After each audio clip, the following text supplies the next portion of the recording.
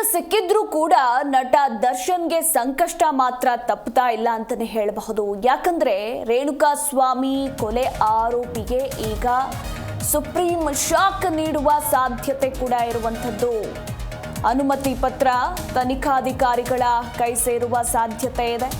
ಇನ್ನು ಸುಪ್ರೀಂಗೆ ಮೇಲ್ಮನವಿಯನ್ನ ಸಲ್ಲಿಸೋದಕ್ಕೆ ಗೃಹ ಇಲಾಖೆ ಅಸ್ತು ಅಂತ ಕೂಡ ಹೇಳಿದ್ದು. ಸದ್ಯಕ್ಕೀಗ ಚಾರ್ಜ್ ಶೀಟ್ನ ಪ್ರತಿ ಇಂಗ್ಲಿಷ್ಗೆ ತರ್ಜುಮೆ ಆಗ್ತಾ ಇದೆ. ಏನು ಸಾವಿರ ಪುಟಗಳ ಚಾರ್ಜ್ ಶೀಟ್ ಇದೆ ಈ ಒಂದು ಕೇಸ್ಗೆ ಸಂಬಂಧಪಟ್ಟಂತೆ. ಈಗ ಅದು ಹೈಕೋರ್ಟ್ನಿಂದ ಸುಪ್ರೀಂಗೆ ಹೋಗಬೇಕಂದ್ರೆ ಸುಪ್ರೀಂ ಕೋರ್ಟ್ನಲ್ಲಿ ಎಲ್ಲವೂ ಕೂಡ ಇಂಗ್ಲೀಷ್ನಲ್ಲೇ ಇರಬೇಕು. ಹೀಗಾಗಿ ಇಂಗ್ಲಿಷ್ಗೆ ತರ್ಜುಮೆ ಆಗ್ತಾ ಇದೆ. ಇನ್ನು ಆದಷ್ಟು ಬೇಗ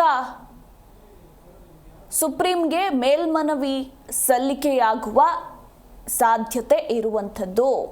ತರ್ಜುಮೆ ಆದ ತಕ್ಷಣವೇ ಸುಪ್ರೀಂಗೆ ಮೇಲ್ಮನವಿ ಅರ್ಜಿಯನ್ನು ಸಲ್ಲಿಕೆ ಮಾಡಲಿದ್ದಾರೆ ಅಧಿಕಾರಿಗಳು. ಈಗಾಗಲೇ ಮೌಖಿಕವಾಗಿ ಗೃಹ ಇಲಾಖೆ ಕೂಡ ಒಪ್ಪಿಗೆಯನ್ನು ಸೂಚಿಸಿದೆ ಸುಪ್ರೀಂ ಕೋರ್ಟ್ಗೆ ಮೇಲ್ಮನವಿಯನ್ನು ಸಲ್ಲಿಕೆ ಮಾಡೋದಕ್ಕೆ. ಈ ಹಿನ್ನೆಲೆಯಲ್ಲಿ ಬೇಲ್ ಸಿಕ್ಕಿದ್ರೂ ಕೂಡ ನಟ ದರ್ಶನ್ಗೆ ಸಂಕಷ್ಟ ಮಾತ್ರ ತಪ್ತಾ ಇಲ್ಲ. ಈ ಒಂದು ಪ್ರಕರಣಕ್ಕೆ ಸಂಬಂಧಪಟ್ಟಂತೆ ಮಧ್ಯಂತರ ಜಾಮೀನನ್ನು ಪಡೆದುಕೊಳ್ತಾರೆ. ಅಂದರೆ ಬೆನ್ನು ನೋವು ಇದೆ, ಕಾಲು ನೋವಿದೆ ಅಂತ ಹೇಳಿ ಶಸ್ತ್ರಚಿಕಿತ್ಸೆ ಮಾಡಿಸ್ಕೊಳ್ಬೇಕು ಅಂತ ಹೇಳಿ ಮಧ್ಯಂತರ ಜಾಮೀನನ್ನು ಪಡೆದುಕೊಂಡ್ರು. ಆ ಟೈಮ್ನಲ್ಲೂ ಕೂಡ ಶಸ್ತ್ರಚಿಕಿತ್ಸೆ ಮಾಡಿಸ್ಕೊಳ್ಳಿಲ್ಲ. ಅದಾದ ಮೇಲೆ ಬೇಲ್ ಸಿಗುತ್ತೆ. ಇನ್ನು ಬೇಲ್ ಸಿಕ್ಕ ಬಳಿಕ ಆಸ್ಪತ್ರೆಯಿಂದ ಮನೆಗೆ ಹೋಗಿ ಸದ್ಯ ರಿಲ್ಯಾಕ್ಸ್ ಮೂಡ್ನಲ್ಲಿರುವ ನಟ ದರ್ಶನ್ಗೆ ಈಗ ಮತ್ತೆ ಸಂಕಷ್ಟ ಎದುರಾಗುವ ಸಾಧ್ಯತೆ ಇರುವಂಥದ್ದು.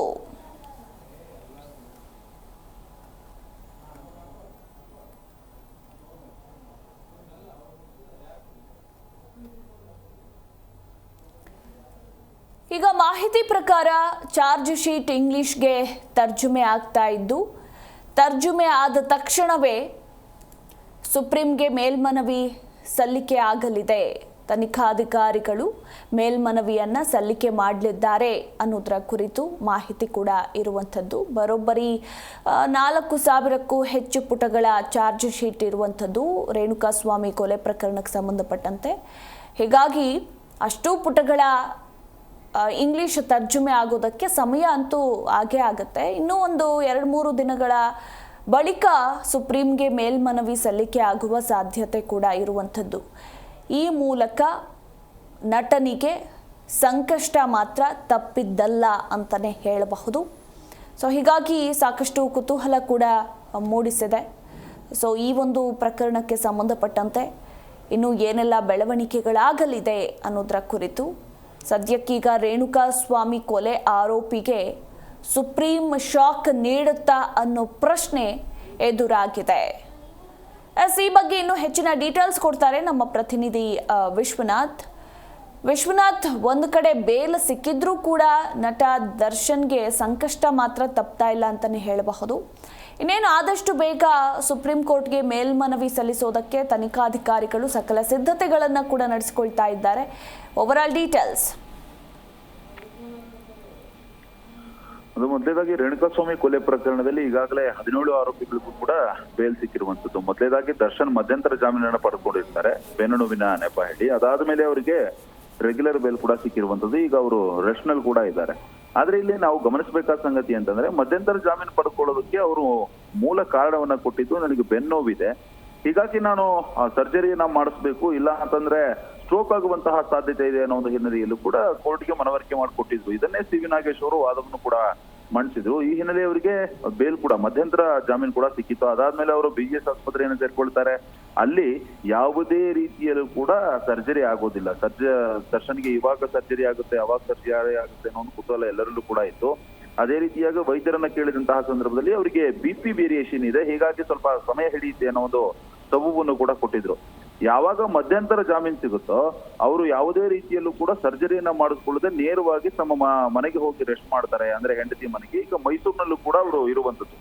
ಹೀಗಾಗಿ ಇದು ಪೊಲೀಸರ ಕೆಂಗಣಿಗೂ ಕೂಡ ಗುರಿಯಾಗಿರುವಂತದ್ದು ಮತ್ತು ಪ್ರೊಸೀಜರ್ ಪ್ರಕಾರ ಏನ್ ಮಾಡಬೇಕು ಅದನ್ನ ಮಾಡ್ತಾ ಇರುವಂತದ್ದು. ಯಾಕಂತಂದ್ರೆ ಯಾವುದೇ ಒಂದು ಕೊಲೆ ಪ್ರಕರಣದಲ್ಲಿ ಬೇಲ್ ಕೊಟ್ಟಂತಹ ಸಂದರ್ಭದಲ್ಲಿ ಅದನ್ನ ಪ್ರಶ್ನೆ ಮಾಡುವಂತಹ ನಿಟ್ಟಿನಲ್ಲಿ ಪೊಲೀಸ್ ಅಧಿಕಾರಿಗಳು ಕೆಲಸವನ್ನ ಮಾಡ್ತಾರೆ. ಈಗ ಗೃಹ ಇಲಾಖೆಗೂ ಕೂಡ ಒಂದು ಪತ್ರವನ್ನು ಕೂಡ ಅವ್ರದ್ದು ಬರೆದಿರ್ತಾರೆ. ಹೀಗಾಗಿ ಮೌಖಿಕವಾಗಿ ಈಗಾಗಲೇ ಅವರಿಗೆ ಪರ್ಮಿಷನ್ ಸಿಕ್ಕಿದೆ ತನಿಖಾಧಿಕಾರಿಗಳಿಗೆ ಗೃಹ ಇಲಾಖೆಯಿಂದ. ಇವತ್ತು ಆ ಒಂದು ಪರ್ಮಿಷನ್ ಲೆಟರ್ ಕೂಡ ಅವರ ಕೈ ತಲುಪುವಂತಹ ಸಾಧ್ಯತೆ ಇದೆ ಅಂತ ಹೇಳಲಾಗ್ತಾ ಇದೆ.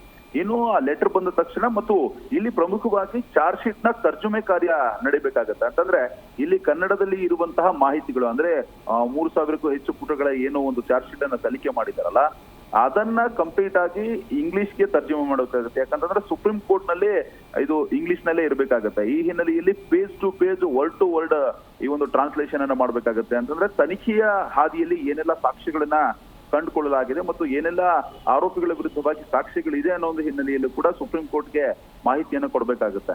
ಆ ಸಂದರ್ಭದಲ್ಲಿ ಕಂಪ್ಲೀಟ್ ಆಗಿ ಸುಪ್ರೀಂ ಕೋರ್ಟ್ ನಲ್ಲೂ ಕೂಡ ವಾದ ಪ್ರತಿವಾದ ನಡೆಯುತ್ತೆ. ಈ ವೇಳೆ ಏನು ನಿರ್ಧಾರಕ್ಕೆ ಬರುತ್ತೆ ಸುಪ್ರೀಂ ಕೋರ್ಟ್, ಹೈಕೋರ್ಟ್ ಆದೇಶವನ್ನ ಎತ್ತಿ ಹಿಡಿಯುತ್ತಾ ಅಥವಾ ಹೈಕೋರ್ಟ್ ಆದೇಶವನ್ನ ಏನು ಜಾಮೀನನ್ನು ಕೊಟ್ಟಿದೆ ಅದನ್ನ ರದ್ದು ಮಾಡುತ್ತಾ ಅನ್ನೋದನ್ನು ಕೂಡ ಕಾದು ನೋಡ್ಬೇಕಾಗಿದೆ. ಒಟ್ಟಾರೆಯಾಗಿ ಬೇಲ್ ಸಿಕ್ಕರೂ ಕೂಡ ನಟ ದರ್ಶನ್ಗೆ ಸಂಕಷ್ಟ ತಪ್ಪಿದಲ್ಲ. ಮುಂದಿನ ದಿನಮಾನಗಳಲ್ಲಿ ಏನು ಸುಪ್ರೀಂ ಕೋರ್ಟ್ ನಲ್ಲಿ ಮೇಲ್ಮನವಿಯನ್ನು ಸಲ್ಲಿಸೋದಾಗಿರ್ಬೋದು ಮತ್ತು ಅಲ್ಲಿ ತಾವು ಕಂಡುಕೊಂಡಂತಹ ಸಾಕ್ಷಿಗಳ ಬಗ್ಗೆ ಕೋರ್ಟ್ಗೆ ಮನವರಿಕೆ ಮಾಡಿಕೊಡುವಂತಹ ಕೆಲಸವನ್ನ ಅಧಿಕಾರಿಗಳು ಮಾಡ್ತಾರೆ. ಅವರ ಪರವಾಗಿ ಯಾರು ವಾದ ಮಾಡ್ತಾರೆ, ಈಗಾಗಲೇ SPP ಅವರು ಕೂಡ ಸಿದ್ಧರಾಗಿದ್ದಾರೆ ಅಪ್ಲಿಕೇಶನ್ ಅನ್ನ ಹಾಕೋದಕ್ಕೆ.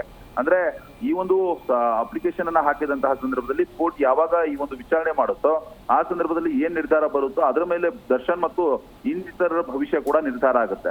ಒಟ್ಟಾರೆಯಾಗಿ ರೇಣುಕಾಸ್ವಾಮಿ ಕೊಲೆ ಪ್ರಕರಣದಲ್ಲಿ ಒಬ್ಬ ಸ್ಟಾರ್ ನಟ ಈ ರೀತಿಯಾಗಿ ಕೃತ್ಯವನ್ನ ಮಾಡಿದಂತಹ ಆರೋಪವನ್ನು ಎದುರಿಸ್ತಾ ಇರುವಂತಹ ಸಂದರ್ಭದಲ್ಲಿ ಮುಂದಿನ ದಿನಮಾನಗಳಲ್ಲಿ ಈ ಪ್ರಕರಣ ಎಲ್ಲಿ ಹೋಗಿ ನಿಲ್ಲುತ್ತೆ. ಈಗಾಗಲೇ ಬೇಲ್ ತೆಗೆದುಕೊಂಡಿರಿಂದ ಸ್ವಲ್ಪ ಬಿಗ್ ರಿಲೀಫ್ ಕೂಡ ಸಿಕ್ಕಿದೆ. ಆದ್ರೆ ಪೊಲೀಸರು ತಮ್ಮ ಪ್ರೊಸೀಜರ್ ಅನ್ನ ಏನ್ ಮಾಡಬೇಕು ಅದನ್ನ ಮಾಡ್ತಾ ಇರುವಂತದ್ದು. ಮುಂದಿನ ದಿನಮಾನಗಳಲ್ಲಿ ಈ ಪ್ರಕರಣ ಎಲ್ಲಿಗೆ ಹೋಗಿ ನಿಲ್ಲುತ್ತೆ ಮತ್ತು ಆರೋಪಿಗಳು ಮತ್ತೆ ಜೈಲ್ ಸೇರ್ತಾರಾ, ಮತ್ತೆ ಸಂಕಷ್ಟ ಎದುರಾಗುತ್ತಾ ಆರೋಪಿಗಳಿಗೆ ಅನ್ನೋದನ್ನು ಕಾದು ನೋಡಬೇಕಾಗಿದೆ. ಥ್ಯಾಂಕ್ ಯು ವಿಶ್ವನಾಥ್ ನಿಮ್ಮೆಲ್ಲ ಮಾಹಿತಿಗಾಗಿ. ಜಿ ಕನ್ನಡ ನ್ಯೂಸ್ ಈಗ ನಿಮ್ಮ ಮನೆಯಲ್ಲೇ ನೋಡಿ, ಎಲ್ಲ ಕೇಬಲ್ಗಳಲ್ಲಿ ಈಗ ಲಭ್ಯ. ನಿಮ್ಮ ನೆಚ್ಚಿನ ಜಿ ಕನ್ನಡ ನ್ಯೂಸ್ ಈಗ ಸನ್ ಡೈರೆಕ್ಟ್ ನಲ್ಲಿ number 292, Tata play number 1664, Jio TV number 1334, NXT digital number 30, in cable number 30, city networks 51, U digital number 162, GTPL number 17, Rockline telecommunications number 42, Shri Basaveshwara cable number 168, rural cable network 60, Vinayaka digital 57, Abhishek cable 821, city channel 53, Siddeshwara cable network 57, V4 digital Infotech 628, Surya digital networks 53, Gajanan digital number 836, Malnad Infotech private limited number 56, Metrocast number 830, Victory digital number 167ರಲ್ಲಿ ನೋಡಿ ಆನಂದಿಸಿ.